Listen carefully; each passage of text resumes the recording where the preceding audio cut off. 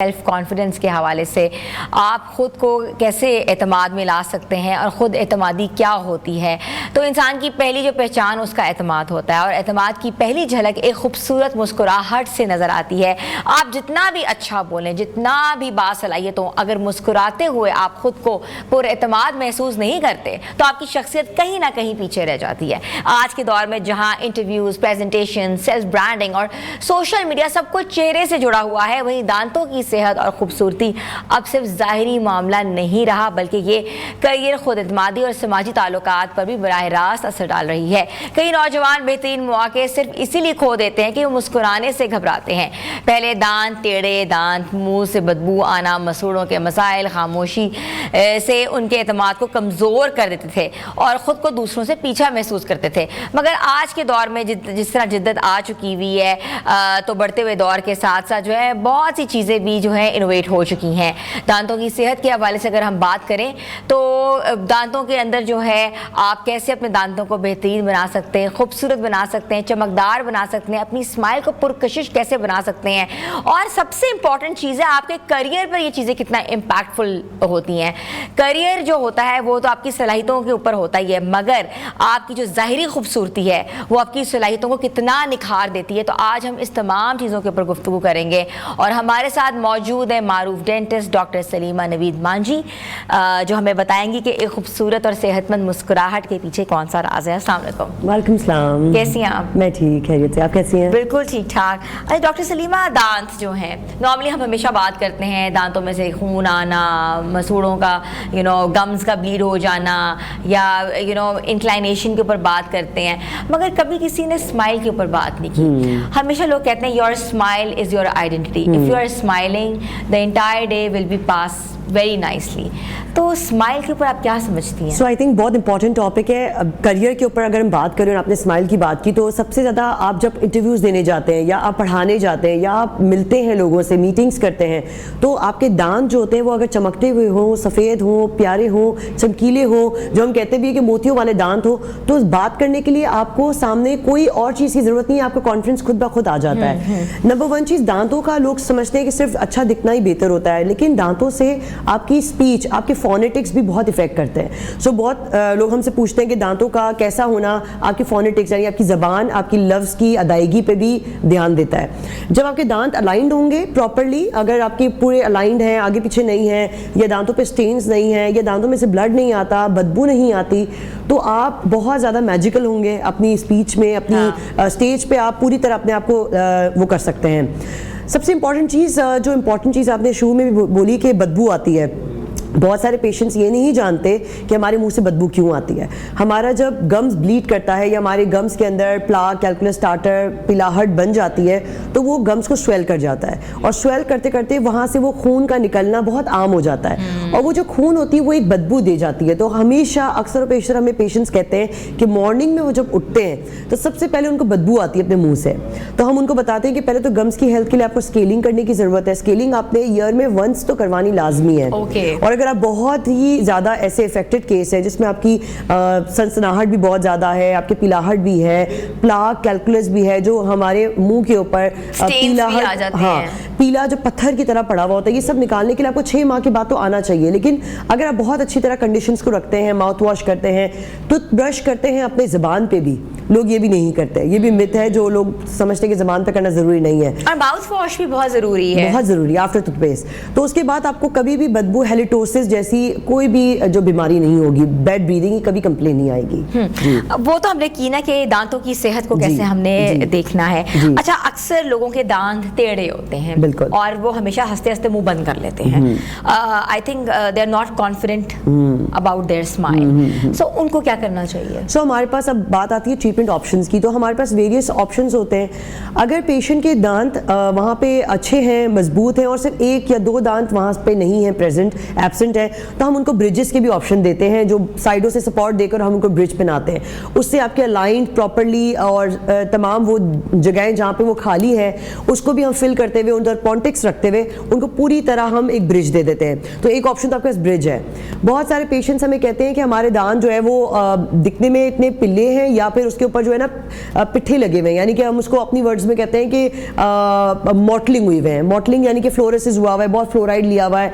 ये बहुत सारे ऐसे जैसे कि कसूर वाले एरियाज में पानी में बहुत ज़्यादा फ्लोराइड का कंटेंट होता है, या कोई ऐसे शहर या बहुत सारे लोगों के घरों में ऐसा पानी वो पीते हैं जिसमें फ्लोराइड का कंटेंट ओवर है, टॉक्सिक है, तो उसकी वजह से उनके दांतों के ऊपर बहुत ज़्यादा ऊपर ऊपर दाने आ जाते हैं, और वो दानों को छुपाने के लिए वो विनियर्स करवाते हैं। विनियर्स भी बिल्कुल ब्रिजेस की तरह काम करता है, बट उसका हॉलीवुड स्माइल होती है। हमारे हॉलीवुड के भी, बॉलीवुड के भी, इवन लॉलीवुड के भी बहुत सारे सेलिब्रिटीज़ भी अपने विनियर्स करवाते हैं।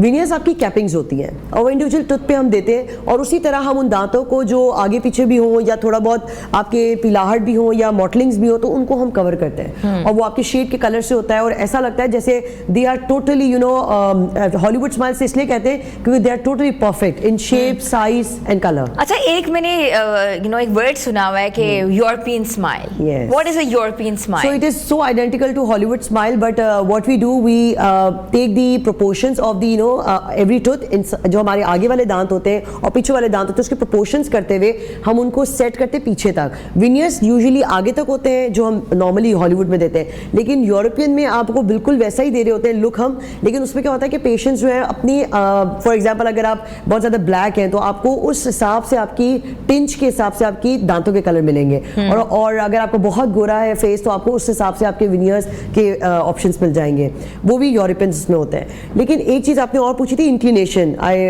Want to add that point as well. अगर आपके दांत बहुत आगे पीछे हैं और आपको लगता है कि क्राउडिंग बहुत ज़्यादा है, और बहुत सारे ऐसे नॉर्मली भी लोग हमारे पास आते हैं, वो अपने करियर्स में बहुत ज़्यादा फील करते हैं कि हम या तो उनके कैनाइंस बहुत ज़्यादा ऊपर हैं तो वो बात करते हैं तो लिप्स जो है इनकॉम्पिटेंट हो जाते हैं, ऐसे लिप्स खुल जाते हैं, तो उनको भी बेहतर करने के लिए, उनकी अच्छी एक बोन को भी क्रिएट करने के लिए हम देते हैं ब्रेसेस।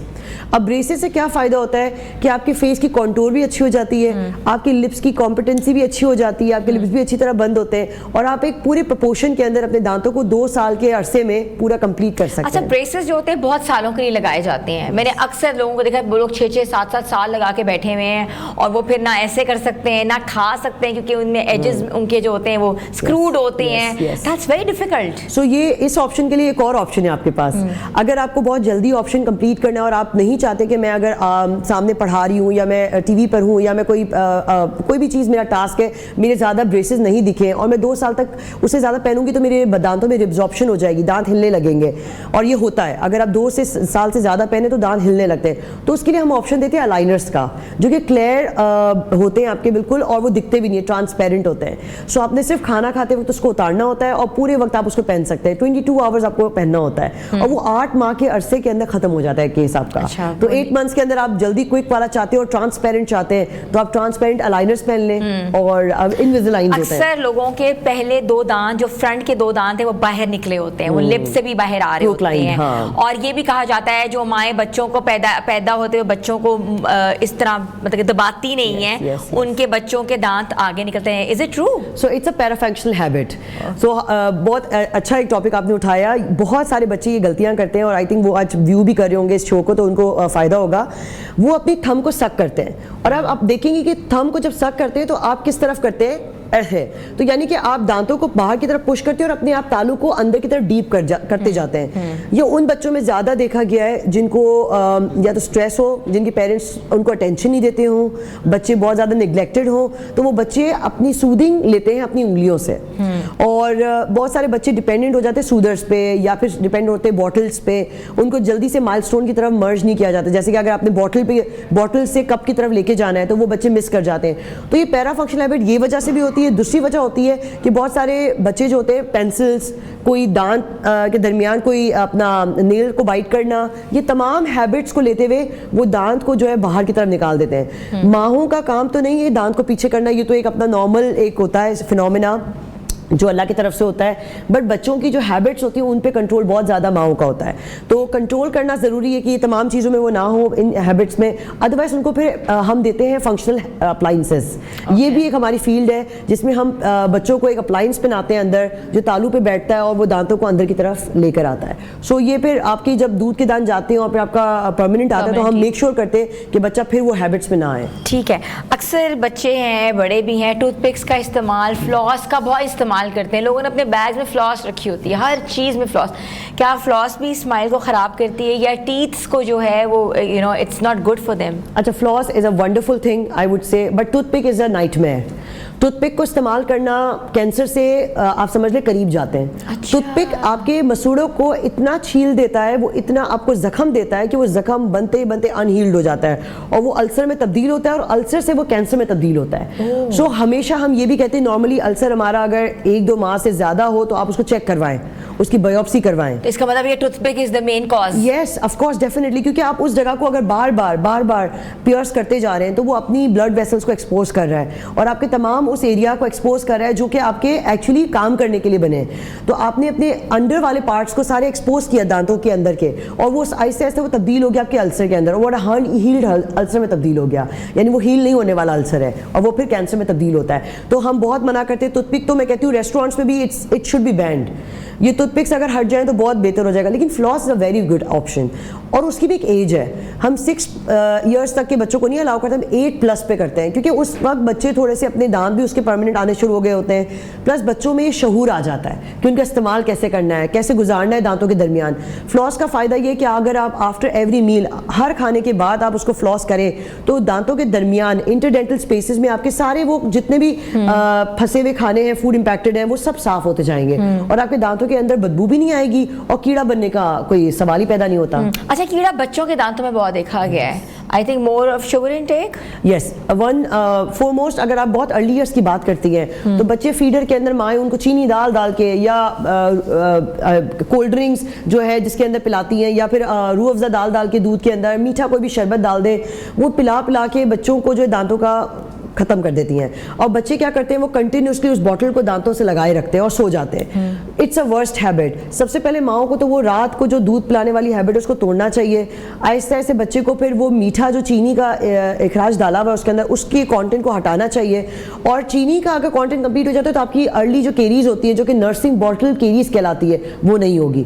फिर बात करते हैं हम बड़ी उम्र के, अगर 2 साल से ऊपर के बच्चे जो होते हैं, जो बॉटल से हट चुके होते हैं, उनमें बहुत ज़्यादा देखा गया है कि बच्चे कैंडीज़ खाते हैं और कैंडीज खाने के आधे घंटे के अंदर ब्रश नहीं करते या कुली नहीं करते।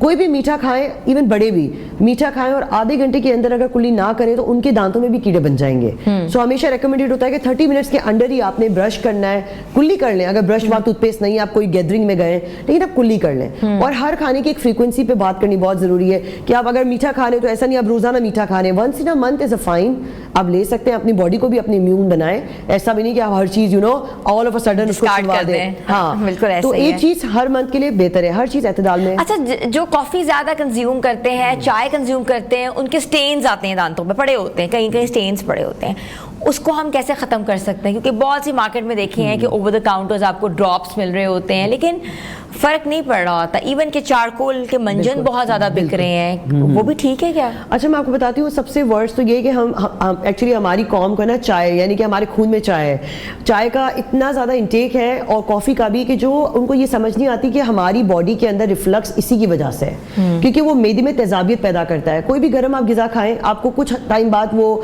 देगा गर्माश आपके पेट के अंदर। तो पहले तो ये कि हम ये मना करते हैं कि चाय का जो कंटेंट है उसको थोड़ा कंट्रोल करें। अगर नहीं कर सकते, अब बात आई स्टेन्स की। स्टेन्स तो होंगे ही होंगे, क्योंकि वो इरोजन कराएगा आपके दांत के अंदर वाले हिस्से में। आपने कोशिश ये करनी है कि चाय पीने के आधे घंटे के अंदर कुल्ली कर लेनी है और ब्रश की हैबिट्स को बरकरार रखना है। ब्रश करने का भी कुछ तरीका होता है, सुबह को नाश्ते के बाद और रात को सोने से पहले। हम करते हैं नाश्ते से पहले ब्रश, तो फ़ायदा क्या, पूरा दिन तो आप खाना खा के गए और आपने अब तक जो कीड़े उनको दावत दिए कि दांत के बीच में बैठ जाए, तो आप ऑलवेज नाश्ते की बात करिए और रात को सोने से पहले। और इसके ऑप्शंस हमारे पास स्केलिंग, पॉलिशिंग होते हैं। अगर उनसे फ़र्क ना पड़े तो हमारे पास वाइटनिंग होते हैं। Laser teeth whitening is an amazing option जो 1 साल तक आपको वाइटनिंग देता है।